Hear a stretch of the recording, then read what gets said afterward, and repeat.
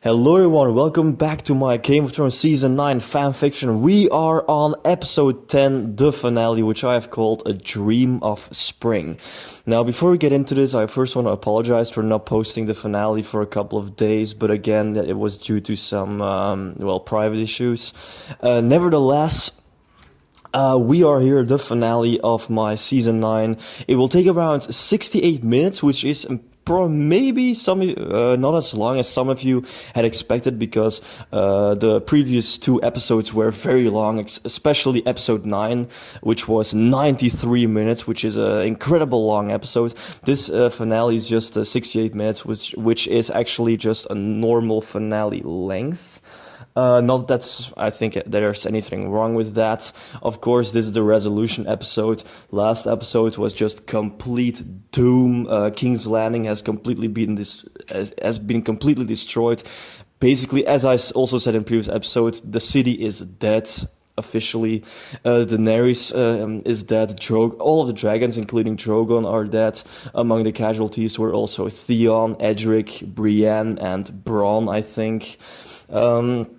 There were enough survivors, of course, but the loss is huge, since nearly all of the inhabitants of King's Landing, meaning 1 million people, they've almost all been killed. And even if there are survivors, they have no place to live.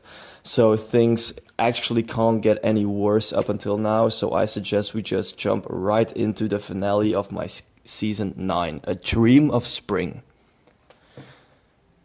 King's Landing. Jon walks through the destroyed streets. Hundreds of buildings are on fire. Everything is in ruins. Ashes fall out of the sky and cover every scrap of ground.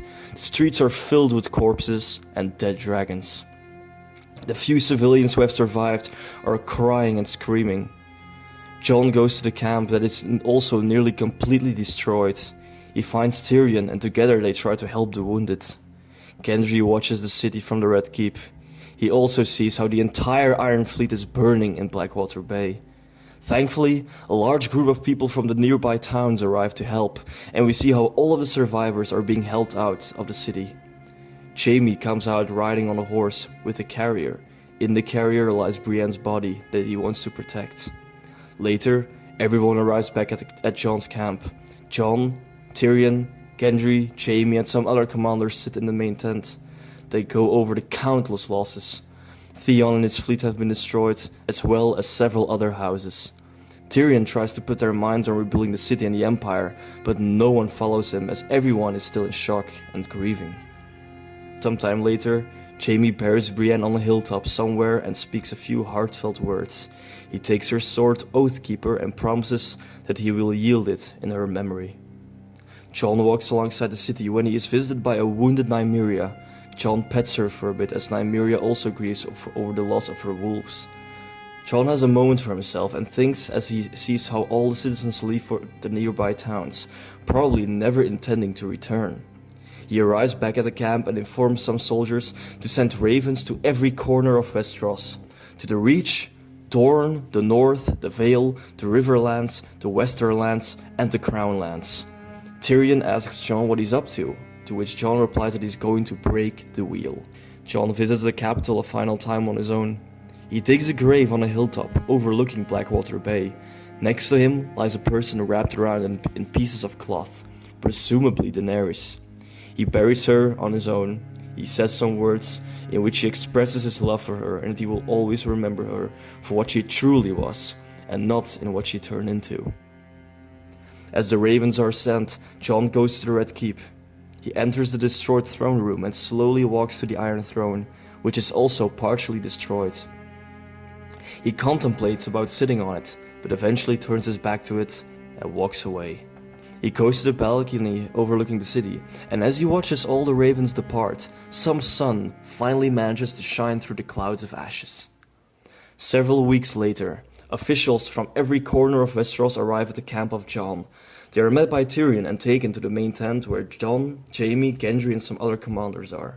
Among the arrivals are Jon Arryn of the Vale, Jon's most trusted advisor who was in charge of Winterfell when he was gone, the leader of House Martell, Edmure Tully from the Riverlands, and the new Lord of Highgarden from the Reach. Tyrion and Jaime represent the Westerlands, since they are the last Lannisters, while Gendry represents the Stormlands. A newly appointed civil council also attends, since the members of the previous one were almost all killed. They all discuss the future of the Seven Kingdoms. The idea of Jon becoming king is quickly brought up and receives a lot of praise, but Jon refuses the idea. He says that after everything he has seen, he knows how power can corrupt and what it can do to a person. He therefore steps down from the idea, but since he is still the leader of the official House Targaryen, he proposes the following idea. Every region of Westeros will choose their own representative. These representatives will meet once every month to discuss the state of their regions, etc. This idea is laughed at by some. When the leader of House Martell asks who will sit on the Iron Throne, Jon's responds by saying that no one will.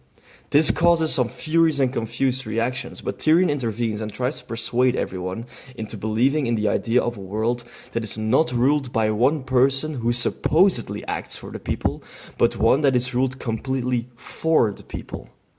There has been enough bloodshed, enough war, and enough death to know that the system they have been following for all these years might just not be the right one. Robin Arryn responds by saying that he has been leading his people in the Vale for nearly all of his life, without the interference of foreign people, and that might be the very reason they are prospering. He agrees with Jon. The leader of House Martell says that the people in Dorne have always been very independent, so they also agree. Tyrion and Jaime agree in their name, as well as Gendry in his name. The Lord of Highgarden eventually also gives his agreement, as well does the Civil Council. Edmure Tully brings up that as long as Jon is still leader of House Targaryen, he automatically has the most power of all the Seven Kingdoms, and that won't be fair. Jon says that House Targaryen was meant as a symbol of the unity between two forces that don't exist anymore now. He will step down from being the leader of House Targaryen and will become what he was always meant to be. A Stark. Everyone eventually gives their accord, and thus the age of the Iron Throne has ended, and the start of the democratic regions of Westeros has started. Afterwards, it's brought up that the rebuild of King's Landing will cost a fortune and will take years. Jaime then says that maybe they shouldn't rebuild it. No one lives there anymore, and it has been the residence of the Iron Throne for all these years. And since that age is over now, maybe a city should be too. Some final agreements are made, and everyone is preparing themselves to leave to their region. Tyrion visits Daario, to whom he asks where he will go. Daario says that he was never made to settle down somewhere and start a family or so. He will always want to discover and travel and fight for what he wants. They have a pleasant conversation, which ends when Daario jumps on his horse and rides off. Afterwards, Gendry is met by Jon, who also have a nice conversation. They wish each other good fortune before Gendry rides for Storm's End with the rest of his men. As Gendry marches, he looks at the ruins of the Red Keep a final time, thinking about Edric and how no one will ever know who he was. But it comforts him that he will know that he will live on in memory. Tyrion and Jon also say farewell to each other as they prepare to leave too. Jaime joins them and asks, and again thanks Jon for giving him his chance to redeem himself all this time. Jon and Jaime show each other respect. Jaime and Tyrion both ride off to the Westerlands, where they plan on settling down in Casterly Rock. Jon watches as everyone departs to their own destination. He then jumps on his horse and leaves alongside with his men, Advisor and Nymeria. He looks at the ruins of King's Landing before disappearing on the horizon. We now get a montage where we see how everyone settles down. Gendry arrives back at Storm's End, where he sits on the throne with his advisors. Tyrion and Jaime arrive at Casterly Rock, where they settle down and become the representatives of the Westerlands. Jon arrives back at Winterfell, where he's met by his people and Little Sam. He picks him up and the two have a nice reunion. He enters the main hall where he sits in front of all his bannermen, who call him Jon Stark, the Warden of the North. A banner with the sigil of House Stark hangs over Winterfell, a banner with the sigil of House Lannister hangs over Casterly Rock, and a banner with the sigil of House Baratheon hangs over Storm's End.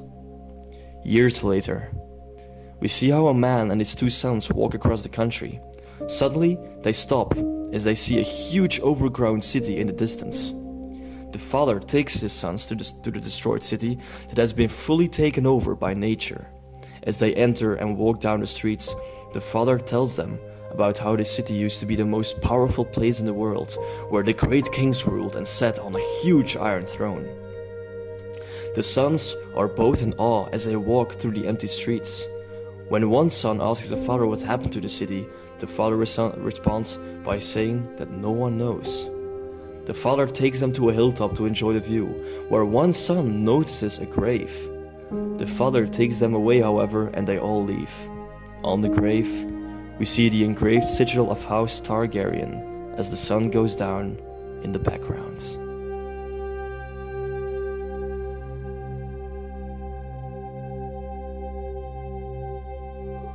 Alright, that was my finale, A Dream of Spring. I hope it was, I hope it gave the finality that it should have, done, because as the same thing with my season, season finale of my season 8 rewrite, I find the finales the most difficult part, because unlike in the previous seasons, of course, these two seasons, they were meant to have finality of, they were meant to be a full closure. However, I think this ending was the most appropriate one. It's again one step further to that democratic movement of Westeros.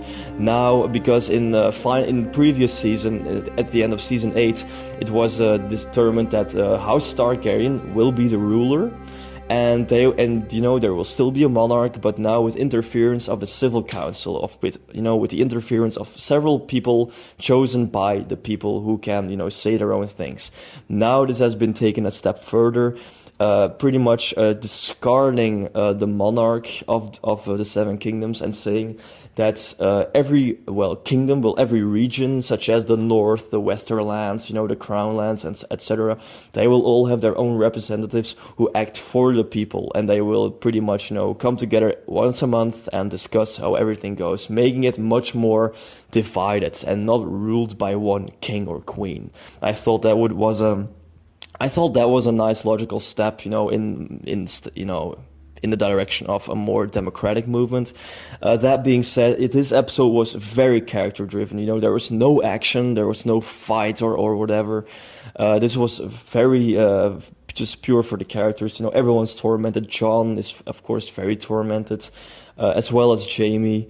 But I think they've got pretty good endings. Jaime, Barry, and also their own moments. Jaime buries Brienne on a hilltop and has a nice moment. He takes up her sword, Oathkeeper, and says that he will wield it in her memory.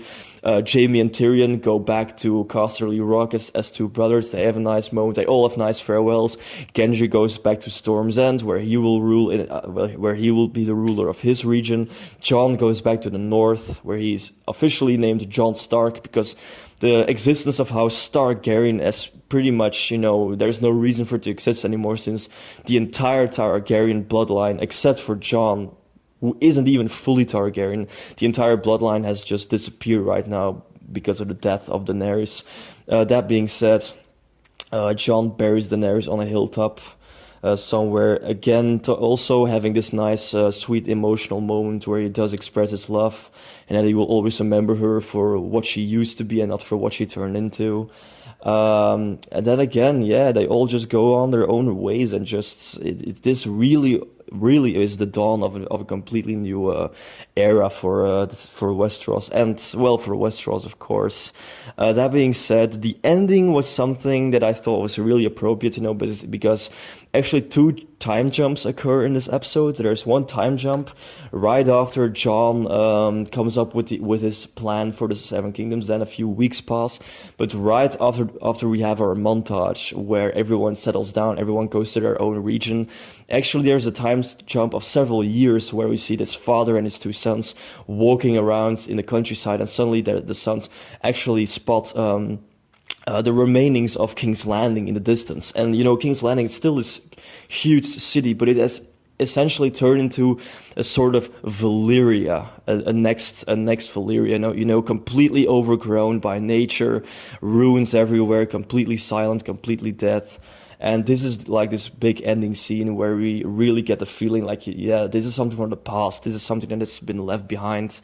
And it ends where we see Daenerys her grave on the hilltop, you know, also with the sun setting down on her grave, also again marking the end of an era, which I thought was a pretty nice ending. All right, guys, I hope you liked my season 9 rewrite. Stay tuned for next projects. I will say this: I don't think I'm going to do a Game of Thrones season 10 fan fiction, because personally I have no idea what to do now, because this really was meant as the official closure, because Daenerys is dead. The official name of A Song of Ice and Fire is just completely, you know, it doesn't even exist anymore. Why should it exist? So this was my final Game of Thrones project. Stay tuned for other projects in the future. All right, guys, thank you for all the support. Thank you for all the feedback, and see you guys later.